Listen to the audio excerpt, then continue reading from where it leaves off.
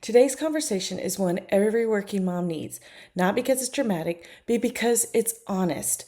You know those seasons when everything on the outside looks successful, but inside you're exhausted, stretched thin, or quietly wondering, is this really the life I worked so hard for? My guest today, Adrian AJ Jones, knows that crossroads all too well. After surviving two Widowmaker heart attacks while climbing the corporate ladder at BlackRock, Schwab, and Wells Fargo, his entire definition of success shattered. His body literally stopped him in his tracks twice, forcing him to confront what actually mattered, what wasn't working, and what alignment truly meant. Now, he helps high achieving professionals stop living on autopilot and start living with intention, clarity, and courage. This conversation is raw, grounding, and full of, oh, that's me moments. You're going to walk away seeing burnout completely different and yourself differently as well. Let's dive in. Welcome to Career Growth for Working Women. If you're ambitious, capable, and quietly carrying more than your role reflects, you're in the right place.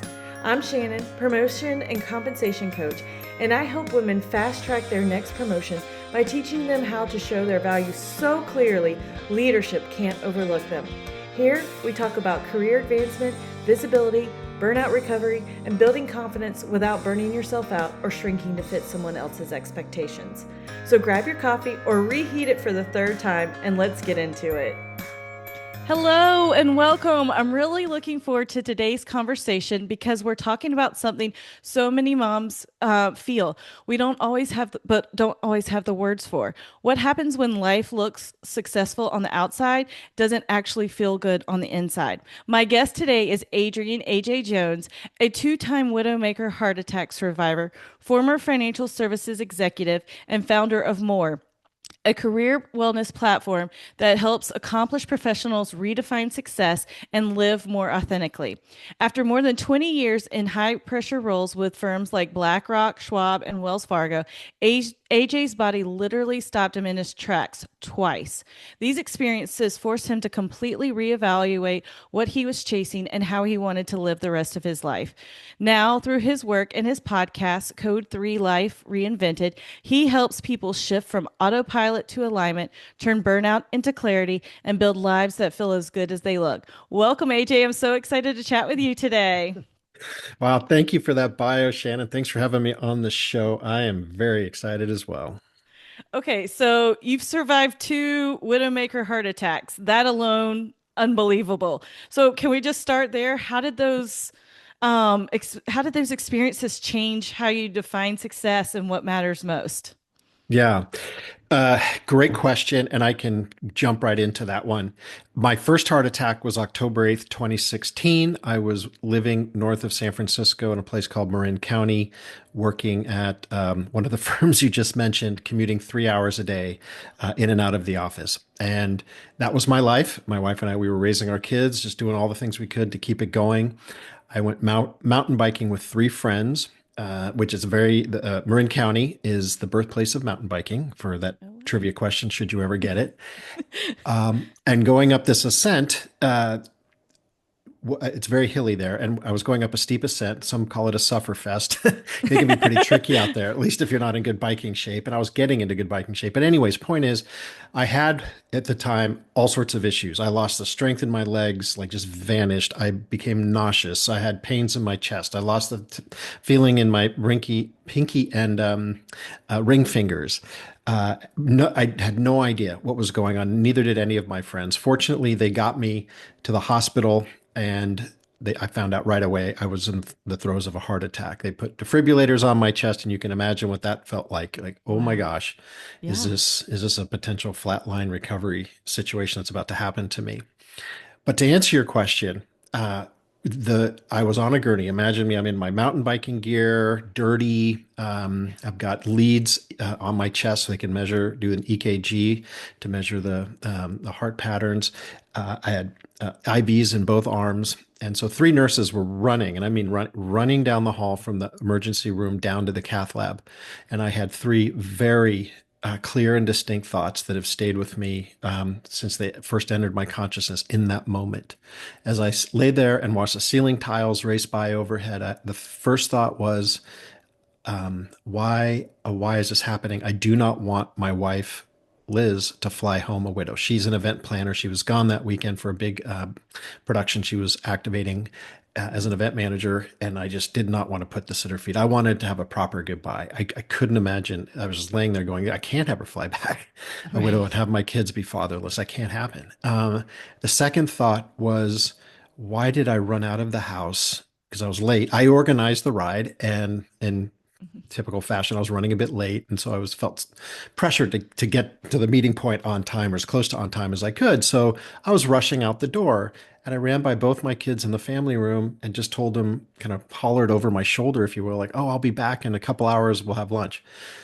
Well, now fast forward, I'm on the gurney, and all I could think of is, why didn't I tell my kids I love them?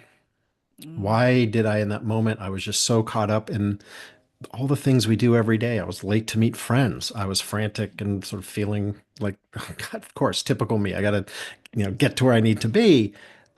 So in that moment on the gurney, I said, if I survive this, whoever's listening to me, whoever can save me, it's not going to happen ever again. Because the last words I want my kids to hear are "I love you." Um, Yeah. and then that led to my third thought. And I'm there was very colorful language used in this thought that went through my mind, and I don't know that what if the audience is interested in lots of dirty words, but you can imagine what they were, because I said it's not going to. I'll be polite. Freaking happen today. It's not going to Right. happen today. I'm walking out of here on my own volition, and that's exactly what's going to freaking happen. You can imagine the words I really used, and a lot of them, and it really steeled my nerve as we pushed open the door into the cath lab. So for me, in that moment, I knew everything had changed. First of all, I had incredible clarity about what was important to me. Mhm. Wasn't anything else but my wife and my kids, and being able to fight for another day. That's it. Like, Yeah. if I have all that, I can be a happy guy. And so that was super helpful for me, because as I came out of the recovery I was in the ICU in the cardiac recovery wing for a couple of days. And when I got to home, I was on leave for a few months. I would lay in the bed and stare at the ceiling and wonder why I survived. What is the game plan? What does one do?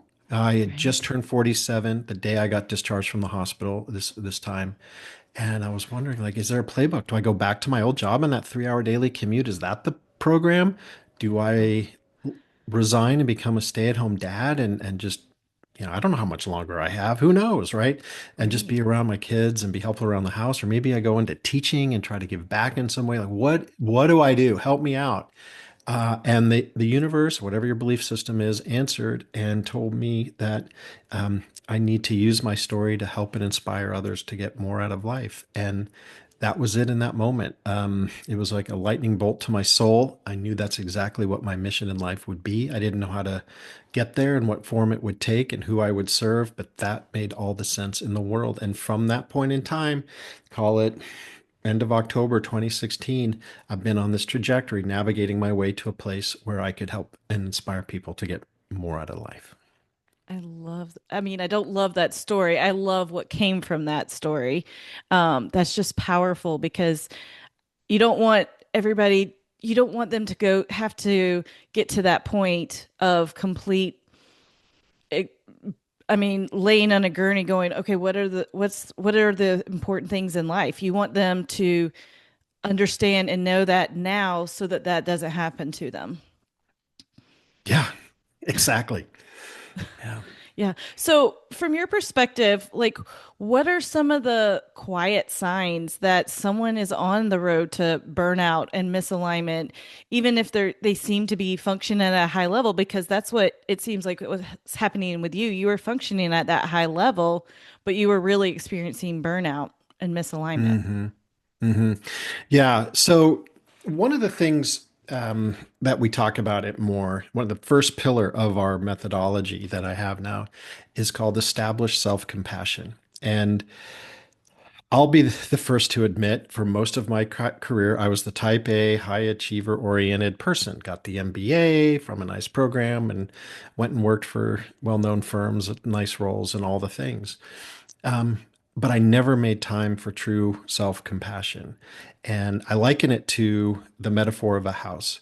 If your foundation, in this case, your compassion for yourself, is not laid exactly so, the right thickness, nice, properly laid foundation, if it has cracks in it or if it's got an angle to it, well, if you try to build a great house on top, what's going to happen? Eventually, the storm hits and the house collapses, so to speak. I play with my metaphor here.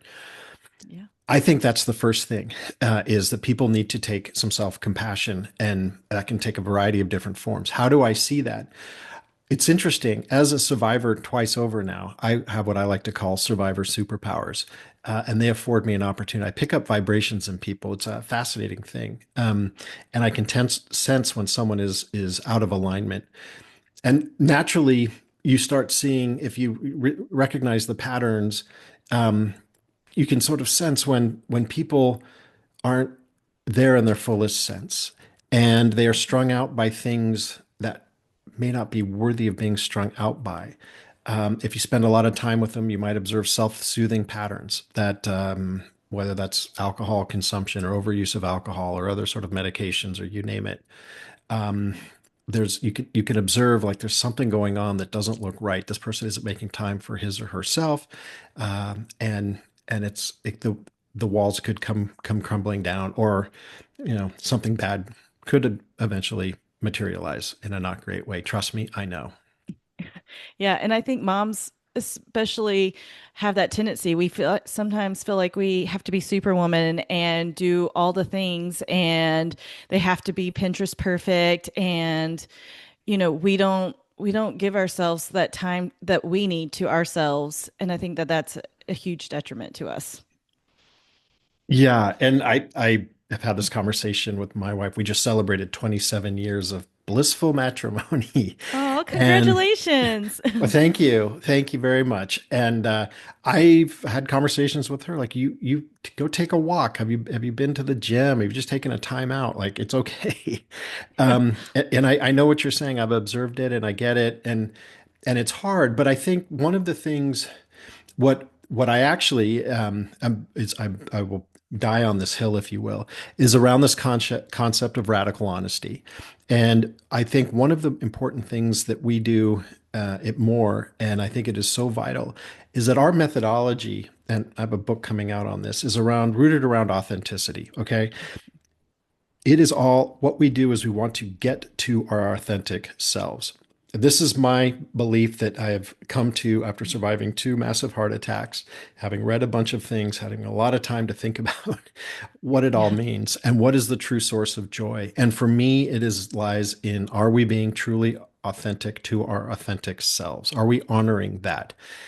If we're not, well, you're moving away from who you are. And that drift is where you can experience, that's where burnout builds in. It sort of wiggles its way into that space.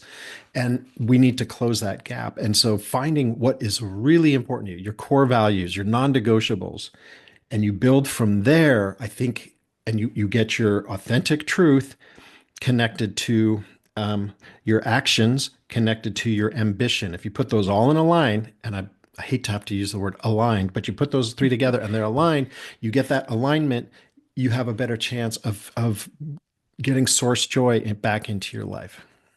Yes. And on that authenticity portion of it, I feel like some of our listeners, because I've heard from them, they feel like this pull, this tension between being this career lady over here and mom over here. And so how do you suggest that they kind of meld more into being that one true authentic person? So at work, you're still the same person you are at home. I mean, slightly different because you're taking care of kids or something, but like being more true to who they are. Yeah, and there's a lot of performative things that we do, right? I mean, this can apply to men and dads. Obviously, it presents in a different way. But how do you bring those two together? And I think I would just come back to, sorry to sort of beat this one here, but I think it is just so important. Is like, what is your radical, honest truth? And all the things. There's plenty of things we have to do that we just have to do. I get it, but I really would encourage people to look deep inside and say, look, I know I've got these responsibilities at home. I've got these responsibilities as a professional woman. How do they come together? And what are the values that you most appreciate? What are your top 3 to 5 values that are critical in your life, that are non-negotiable? And really be radically honest, not what other people think those values should be, not what your parents think those values should be, or your besties around the neighborhood. No, Right. what do you care about that is really fundamentally important to you? Because if you don't have good health, good alignment, we all know I mean, I'm sure it happens. You get these calls from your listeners like, I'm out of line, I'm stressed out, I'm burnout, I'm fried, I feel trapped, all these things. And this is how you can work your way out of it. And you start discarding things that no longer serve you. So the way you appeared in life 10, 20 years ago, well, you've changed. Your tree branches have grown in different directions, and you have to honor those and break free from what's holding you back. I'll tell you, I will be completely honest with your listeners. When I did resign from corporate America world in 2017, I went back to work, and I said I lasted 5 months, and with all respect to where I was, it just wasn't a fit, and I didn't know where I was going to go, but I couldn't be it. I had to go figure out how I could help people, and it turns out a friend of mine pulled me back into wealth management. It was an office much closer to my house. And he said, let's give this a year. And it was a great, generous thing for him to do. He said, I know you've been through a lot and you're trying to figure out your next move. I could use your help. So I did that. On the side, I was playing around with blogging anonymously because I didn't have the courage to put my voice out there in a very highly regulated industry. And I'd never been one to put things out on social media ever. Uh, and so anyway, so I was blogging and honestly then got the courage to blog on my own name. And then I got on podcasts and I was doing public talks, for places like the American Heart Association. And ultimately, I left my friend's firm. I went to another firm that was much bigger. And here's where I can tell you from truly lived experience, it got horrific. Now, don't forget, I'm a one-time Widowmaker survivor. The last thing I need is to be stressed out. I got into a position where it was not a great fit for me for a whole host of reasons. If I'm gonna, I love me a good metaphor. Okay, so let's pretend we're trees. My roots were deep in the ground of my old world of financial services, of roles that people could look up to for earning nice salaries with bonuses and stock options. That was where I was firmly rooted. However, going back to my tree branches comment from earlier, my tree branches had moved so far in a different direction. They were following a new source of nourishment. The sun had shifted, so to speak. I'm really going for it on this metaphor. And I just felt myself cracking in half, literally cracking. It was, I've never felt anything like this. I went into deep depression. I had to see a therapist. I had to take anti-anxiety medications. I experienced random nausea and vomiting. It was awful. And that is the cost of misalignment. That is the cost. I've lived it. And it's crazy because I was in a position that I shouldn't have been in because I'm a survivor and I've got to be very careful about stress. But I somehow fell right back into it and I saw it. I had an out of body moment like, what are you doing? Get a hold of yourself and you've got to make changes for your health and your sanity. It's like affecting your relationships. You can't get out of bed in the morning. Like, it is not worth it. It is Right. simply not worth it. Exactly. Mm-mm. Exactly. Exactly. Wow. You've been through so much. AJ, where's the best place for listeners to connect with you? Yeah, and I hope they do. Love to hear from them. So the website is bemorealigned.com, BEMORE, aligned.com. And if you want to reach out to me, you can shoot me an email. I'd love to hear from you about anything on your mind. Hello at bemorealigned.com. And then thank you. You did mention the podcast earlier. I do have a podcast where I go deep into some raw and honest and deep exploration about life and reinvention, both in career and otherwise. It's called Code 3. colon Life Reinvented. And that code 3, if I could just add, is in homage to the second heart attack when I was home alone and had to call 911 when it hit. And they put me in the cabin of the ambulance, and the paramedic called the code 33, which, if you're in the EMS world, code 3 means life threatening and prepare the emergency room now. And so that's where I was at. So that is my homage. That's why it's called code 3. Wow. Wow. You've been through so much. And I just feel like it's so exciting because now you get to go out and share what you've learned. And I hope everybody listening is taking it all in and saying, okay, if you're stressed, burnout, it's time to get aligned. And so, thank you for all this. Before we wrap up, though, I love to leave my listeners with a powerful takeaway that they can implement this week. So, what challenge or action item would you have them go and do after listening to this episode today? Great question. I have so many ideas, but I think a quick and actionable one is this. I would encourage your listeners to do an I want exercise. Okay. Go someplace, find some place in your house or where you can have peace and it's reflective. It doesn't have to be in your house if it's in a park or on the beach looking at the ocean or on the side of a river, whatever it is for you. We can just tune out, turn your phone down and off and everything, and write down, what do I want? And see what comes up. Don't criticize it. Don't put caveats. Don't put if then statements. Just let your inner truth come out and just see what comes up. And then, don't just let as I like to say, let your fingers and the pen be the vessel for your soul and let it come out and then see what's there and then see where you want to take action, because that's your non-negotiable stuff. I love that. I love that. Well, thank you so much, AJ, for being here and sharing your story with all of us. It's been a great gift. I've really enjoyed it. Thanks for having me on, Shannon. And I'm just so honored to be here today. Thanks. If today's episode sparked something for you, a question, an idea, or a realization, don't ignore it. I offer promotion strategy calls where we walk through your current role, your goals, and how to position you for your next promotion or raise without burning out or overworking. You can book that call using the link in the description. And if this episode helped you, sharing it or leaving a quick review makes a bigger difference than you know. Until next time, keep sharing your value clearly. You've earned it.